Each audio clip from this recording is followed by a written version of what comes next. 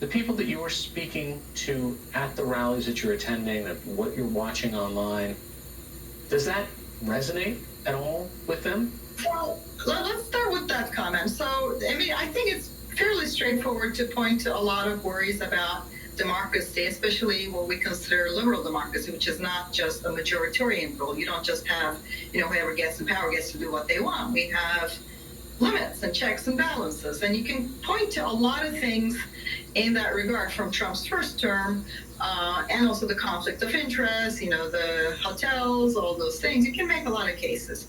But let's take that particular quote, right? In that interview, Trump said, I'm going to be a dictator for day one, and I'm going to sort of have a rule on the border, and we're going to drill, baby, drill. And he was referring to like doing executive orders on day one. And then he said, I will then not be a dictator anymore, right? So that was the context. So I felt like this was the kind of thing where instead of picking many of the other examples about Trump that the Biden administration could have picked, they picked one in which he was not really coming and saying, I am going to be a dictator, right? He was saying, I'm going to pass executive orders. And I asked about this to many people, and they knew this, right? So they would say, well, the media says, Trump's going to be a dictator, but I watched the whole clip. Now, I'm not here defending Trump, right? Like when I point this out, a lot of people get mad at me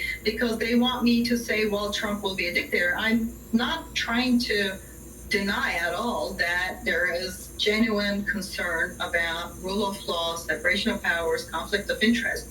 But that particular quote is not really playing with these people, because when you watch the whole video in that particular moment, like it's not like he's got some confession to make that somebody caught him on tape. He's saying something about executive orders, right? So there's other arguments, of course, to be made on election denial. There's arguments to be made on January 6th. There's arguments to be made on, especially I think his conflict of interest and making money from the hotels from foreign governments and all the emoluments clause. Those things have kind of not really been talked about as much. And I challenged a lot of these voters because I wanted to hear what they would say back. And in that, when I challenged them, what I heard was that they would first point to something about traditional media where they had half a point, right? Like this is a little bit of a misrepresentation here. He didn't really say that there. So they would first present some issue that I would say, yeah, maybe you got half a point. But next step would be to deny or to question if January 6th had happened with,